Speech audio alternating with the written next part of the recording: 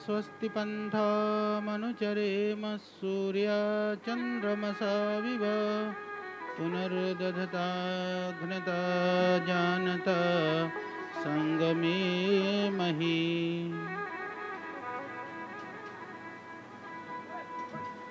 मर्यादा पुरुषोत्तम भगवान श्री रामचंद्र की चरण शरण होकर के अपने आप को भक्ति से, श्रद्धा से, समर्पण से जोड़ करके उस आध्यात्म की विरासत को प्राप्त करने के लिए यहाँ पर सभी उपस्थित श्रद्धालु भक्तजन और आयोजक परिवार, भक्ति वह होती है जो अपने आप को अंदर से झंकृत करती है।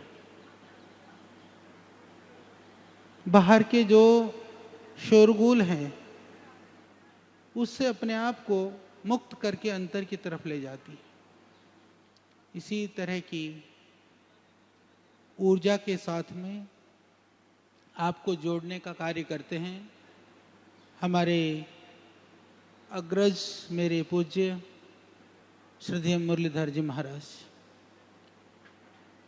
क्योंकि आज सब कुछ वो कर्म प्रधान हो गया है। तुलसीदास जी ने यद्यपि कहा है कि ये संसार ही कर्म प्रधान है, पर वस्तुतः हम ये भूल गए हैं कि कर्म करने की शक्ति के लिए भी कैसे हमको ऊर्जा चाहिए, वो भक्ति है। भक्ति की शक्ति ना हो तो कर्म में भी गड़बड़ा जाएगा, वो कर्म भी कभी सही नहीं हो सकता है। इसलिए ऋषियों ने कहा कर्मणा गहनो गति, जो कर्म की गति होती है बहुत गहन है।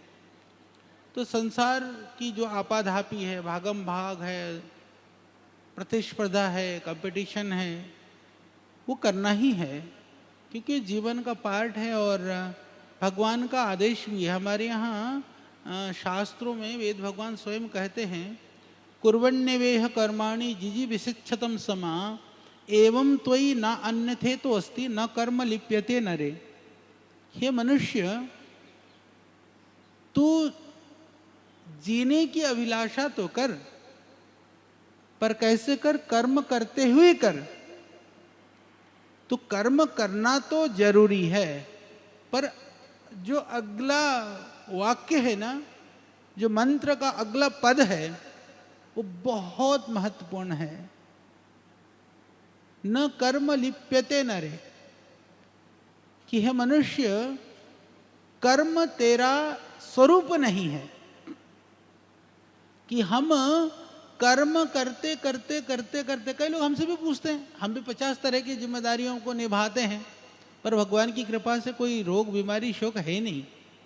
लगभग 40,000 लोग अभी डायरेक्ट सेवा पा रहे हैं, लोग उनका जीवन निर्वहन हो रहा है। इनडायरेक्ट देखो तो लाखों लोग हैं। व्यस्तताएं देखो तो ठीक है। कई बार क्या होता है ना, किसी गृहस्थ के पास जाओ, व्यापार धंधा करते हैं, सब करते हैं, तो कहते हैं जी आचार्य जी हम तो बस गृहस्थी है ना, परिवार चलाना पड़ता है ना, इसलिए ये भी बीमारी है, ये भी परेशानी है, ये भी चीज़ें हैं। तो हम अपनी कमजोरियों को कहीं ना कहीं अपने कर्मों के साथ जोड़ लेते हैं कि हम काम करते हैं, हम व्यापार करते हैं, हम उद्योग करते हैं, हम घर चलाते हैं, इसीलिए हम परेशानी में हैं। वस्तुतः यदि वेद भगवान के अनुसार हम सोचें, एवं तो नान्य थे तो अस्ति न कर्म लिप्यते नरे, कि हे मनुष्य कर्म करते हुए तू ऐसा रहे कि अलिप्त रहे, यानी कर्म तेरा स्वभाव नहीं है, कर्म तेरा एक रेस्पॉन्सिबिलिटी है। हमारी जिम्मेदारी है कर्म करना, व्यापार उद्योग जो भी हम कर रहे हैं, पर हमारा स्वरूप नहीं है, क्योंकि कर्म हमारे लिए वह साध्य नहीं है, वह साधन है। तो ये साध्य नहीं है, साधन है। वह बोध कहाँ से मिलेगा? वह बोध मिलेगा भक्ति से। इसीलिए जरूरी है कि इस तरह के आयोजन करें। और सच मानिए, क्योंकि महाराज जी यहाँ पर मेरे बहुत ही श्रद्धेय भाई साहब हैं, ये बैठे हैं, इसलिए मैं ही नहीं कह रहा हूँ। देखो आज कथा के नाम पर, प्रवचन के नाम पर जो चल रहा है, कई बार क्या होता है कि वो आध्यात्मिकता का मतलब क्या होता है, जैसे आप बैठे हैं एक पारिवारिक एक स्वरूप में बैठे हैं, जब आप कथा सुन रहे हों, जैसे मैं थोड़ी देर के लिए भी बैठा, आते इस परिसर में घुसा, तो एक आपको अंदर से जो आप बाहर जैसे थे वैसा जब वो परिसर में घुसने के बाद न रहे, वो भक्ति है, वो कथा है, वो आध्यात्मिकता है, वो सच में ही जो हम पाना चाहते हैं वह है। शब्द कितने हमको समझ में आते हैं या उनकी व्याख्या कितने समझ में आती है, समझ में आए तो ठीक है, ना समझ में भी आए, समझ का प्रयोजन क्या है? समझने का मतलब तो यही है ना, अंदर से सुकून शांति मिले, बिना समझे भी मिल रहा तो फिर शांति का आनंद लो, मस्ती लो। तो समझने में क्यों जोर ताकत लगानी, कोई जरूरत नहीं है। बस ये महसूस करिए कि जो हमको अनुभूति हो रही है ना, वो अनुभूति हमसे छूटे नहीं, क्योंकि एक डोर में बंधे रहते हैं ना, तो फिर दुनिया में उस पतंग कितने भी आसमान की ऊंचाई पर उड़ते रहे कुछ फर्क नहीं पड़ता, पर डोर टूट जाए ना फिर उसका कुछ पता नहीं चलता। तो ये जो आध्यात्मिकता है ना, हमारी जो सनातन, आजकल बहुत बात होती है सनातन धर्म की, सनातन धर्म की गौरव की, सनातन की जो वैभव की, हमारी प्राचीनता की, ये सही बात है। हम गौरवशाली अतीत और इतिहास के पार्ट हैं। हम सौभाग्यशाली हैं कि हमारे ऋषियों ने, महर्षियों ने, मुनियों ने, हमारे पूर्वजों ने हजारों हजारों वर्ष तक तप कर करके, साधना करके जो पाया वो हमको सहज रूप से दिया। ये हमारा सौभाग्य है। आज जो मानस का पाठ आप कर रहे हैं, भगवान श्री राम की कथा आप सुन रहे हैं, या आध्यात्मिक बाकी जो प्रसंगों को आप सुन रहे हैं, हमको तो सहज रूप से प्राप्त है ना। एक जगह पर बैठ कर के हम आराम से पा रहे हैं ना, उसको आराम से श्रवण कर रहे हैं, सुन रहे हैं।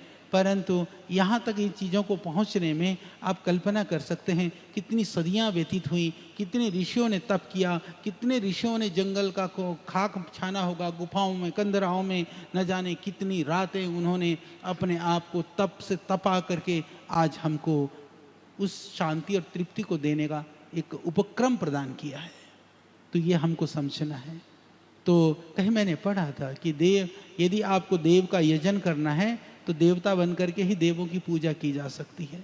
तो ऐसे ही कथाओं का श्रवण करना है। जब आप बैठे हैं, घर से निकल करके यहाँ पर आए हैं ना, आप ऐसा सोचो ना, चाहे दिल्ली में बैठे हैं, ठीक है, पंडाल के अंदर बैठे हैं, ऐसा सोचो कि आप ऋषि महर्षियों के साथ कंदराओं में, गुफाओं में, हिमालय में जा रहे हैं, जाते हुए वो आपको उपदेश कर रहे हैं। जब ये बोल रहे प्रतिनिधि हैं, ये यहाँ पर मुरलीधर जी महाराज जी, ये इनके रूप को भूल जाओ, इनके शब्दों में सोचो कि इनके पीछे से जो ऋषि लोगों की जो आत्मा है, वह शब्द के रूप में आपके कानों में कुछ घोल रही है, किसी चीज़ को डाल रही है।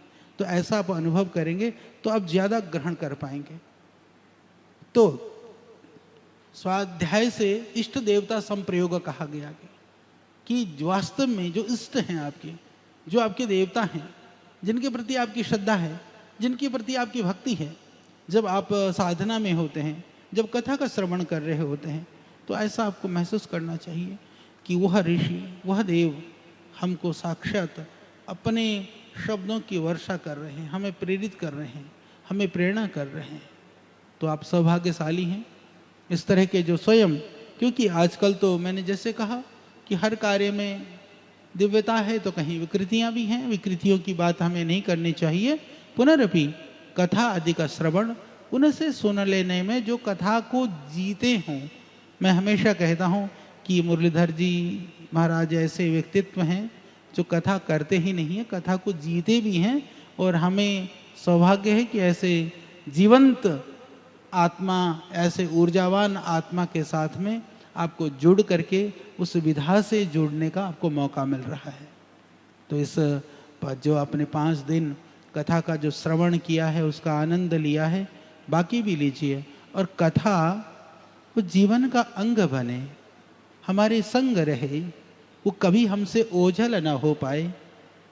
मैं गुरुकुल का पढ़ा हूँ, महर्षि स्वामी दयानंद से किसी ने पूछा कि बोला ये बताओ ऋषि कि ये जो धार्मिक कोई है या नहीं है, इसको पता कैसे लगाए?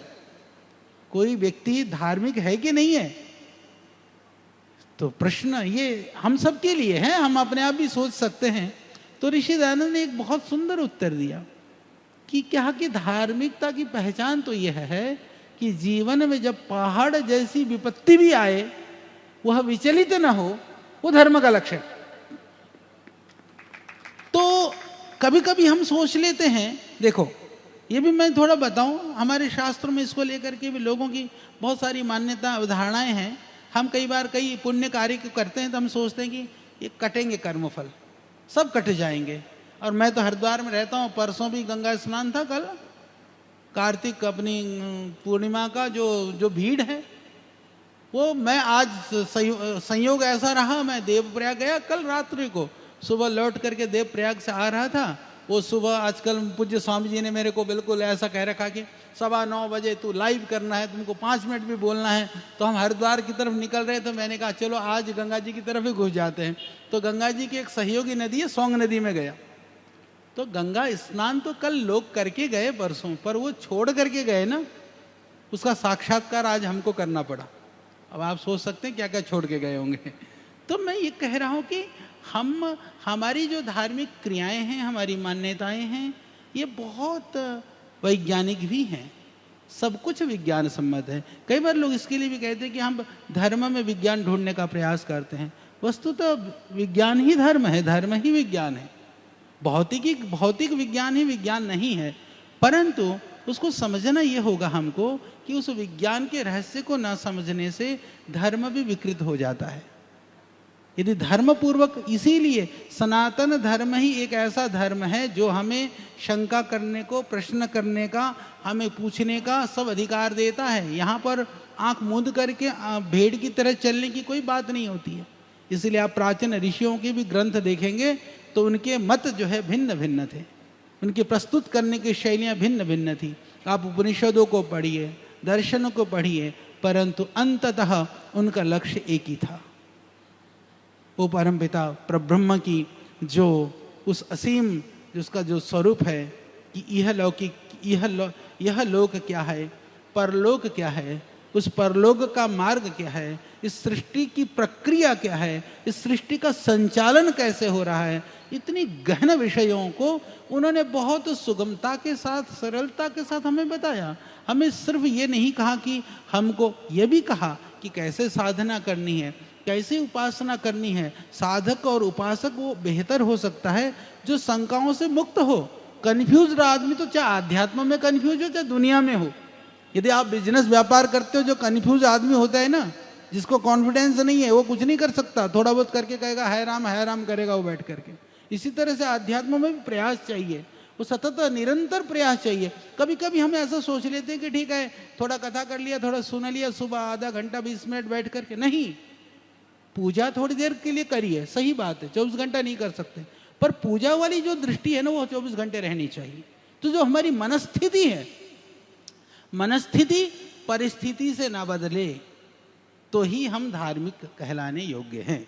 तो ऋषि दयानंद ने हमें यही कहा कि पहाड़ जैसी विपत्ति आने पर भी, परिस्थितियां चाहे कैसी भी हो, यदि हमने धर्म का अनुसरण किया है, क्योंकि हम सब कहते हैं ना कि धर्मो रक्षति रक्षितः, कि क्या है ये, धर्म को हमें, हमारी जरूरत नहीं है, धर्म को हमारी कोई जरूरत नहीं है, सनातन को भी हमारी जरूरत नहीं है, पर मानव जीवन बचा रहे, हमारी परंपराएं बची रहे, इसलिए हम सबको उस सनातन परंपरा और उस गौरव की आवश्यकता है। तो इस कथा के माध्यम से, क्योंकि मैं ज़्यादा विघ्न नहीं बनूंगा आपके बीच में, तो पूज्य महाराज जी का आदेश था, हम आए आपको देख करके। सच में यह आपका सौभाग्य जो आप यहाँ पा रहे हो। दिल्ली में होना, व्यापार करना, वो परमात्मा की कृपा है, पर उस कृपा को सौभाग्य में परिणित करने का यह उपक्रम है।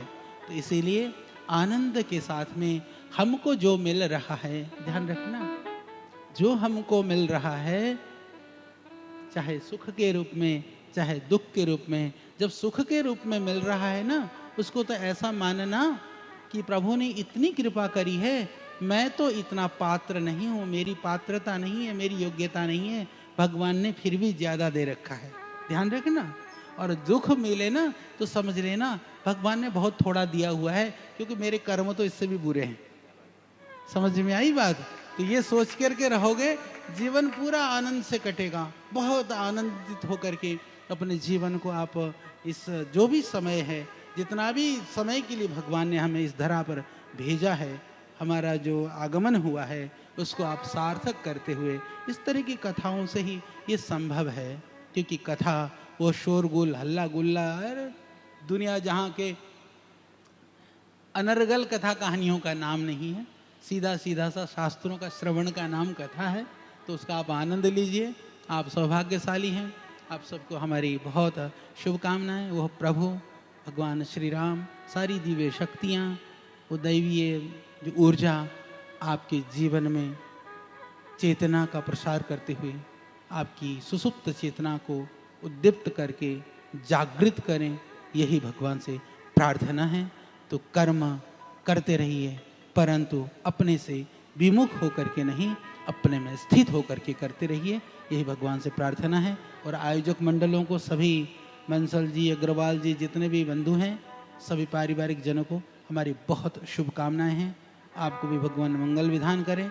जो भी कथा श्रवण कर रहे हैं, भगवान मंगल तो विधान करेंगे ही, बस उस मंगल को समझने का सामर्थ्य हम में पैदा करें। ओम शांति।